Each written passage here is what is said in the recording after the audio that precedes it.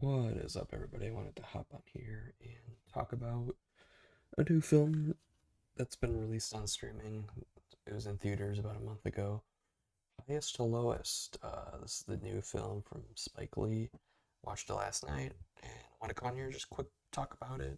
What I liked, what I didn't like. I have a weird relationship with Spike Lee because I haven't, I've only seen one movie of his in full, which was Malcolm X, which I thought Malcolm X for a 3 hour long epic film was really good. I really enjoyed it. And I've seen a bit of The Five Bloods from Netflix from that was his last film. And I watched about half of that movie and by the halfway point, things happened in the story that I just didn't really find interesting, so I just shut it off and just forgot about it. But here with this, I was very interested in it. Mostly the angle from it being a reinterpretation, as it says here, remake of Kurosawa's High and Low. I haven't seen High and Low, but I was curious because I he's Spike Lee is infamous for, at least online, for his Old Boy remake that I haven't seen that, but I've seen enough footage from it to really show how poorly done that film was, and I was curious how this one was gonna go.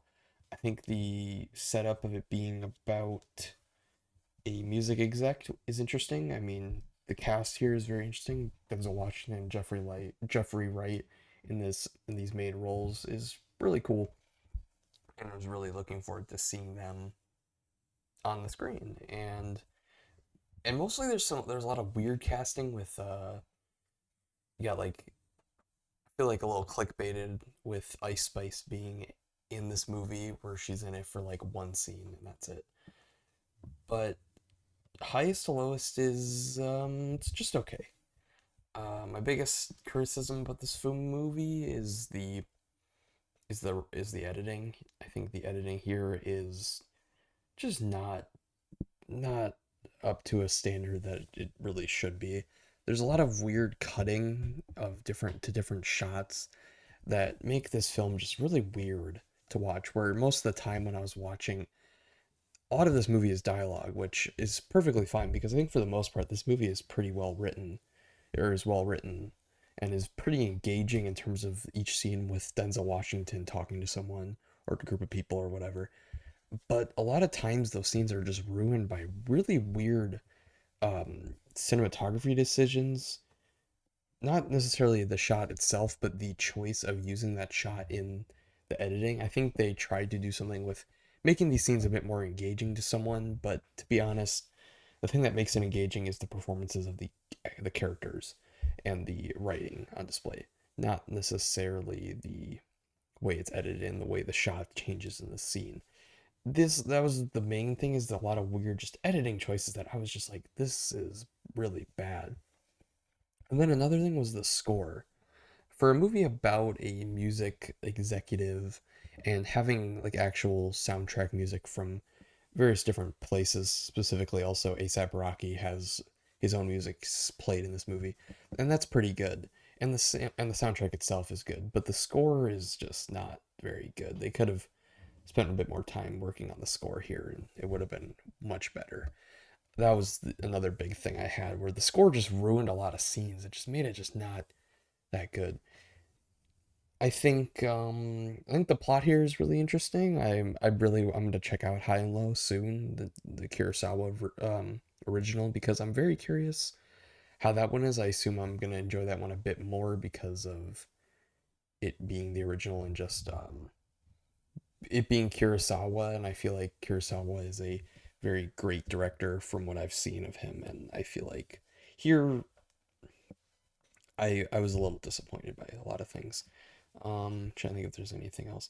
One thing I want to point out that was really odd in this movie was the scene where Denzel Washington's character finds out that his son has been kidnapped. I feel like his response to that was not what it should have been. It felt very um low key. Like you know, I don't know if that was what they were trying to go for, was that he's just dumbfounded by his son's kidnapping, that he was just shocked, but for the most part, it felt very like just not realistic because I feel like if I was in the situation, if I found out someone I loved was kidnapped, I feel like I would have reacted a bit more visually and I would be freaking out. I feel like this movie doesn't really do a good job showing that. And a lot of the characters, I feel like a lot of the characters just kind of accept that this is the situation they live in, and it's kind of weird. This film also has a lot of like talks about social media, the internet, and I'm trying to like figure out what the point of all that is. It feels like sometimes it kind of goes with the tried and true those kids and their damn phones sort of like mentality, but I don't know what Spike Lee and specifically the writer was kind of trying to go with a lot of that because I feel like this film tries to kind of do this thing of like Denzel Washington's character is trying to figure out should he give money to save Jeffrey Wright's son from the kidnapper, and he's like debating should I give this money away or whatever, and but then there's like a lot of talk of like, oh, but you're gonna be like destroyed on social media and all this stuff, and it's like, but I feel like it's not really it's kind of like pointless, and they do sort of a thing towards the end or towards the midway point trying to add like tension to the film, specifically with after saving Jeffrey Wright's son from the kidnapper from ASAP Rocky.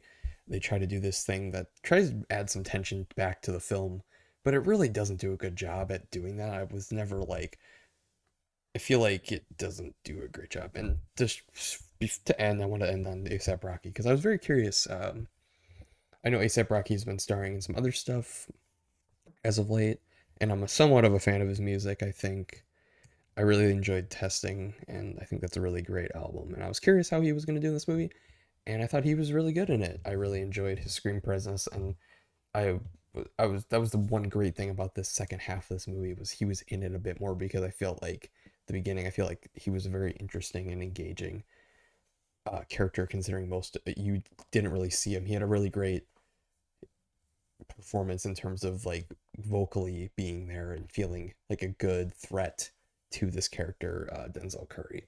So overall, Heistelos is it's a very odd film. I don't know if I necessarily think you should go out and instantly go see this. I debated on seeing this in theaters. I'm happy I didn't do that because this wasn't worth going to theater, and I feel like as someone who literally just got back from New York City, debating on seeing this there doesn't really do a lot with the setting. I felt like it could have done a bit more with its New York City setting, and I felt like it didn't really do much with it. But yeah, check it out if you want to. I was curious. Everything about it is just very interesting. And yeah, hi Stella, Spike Lee. Go check it out if you want.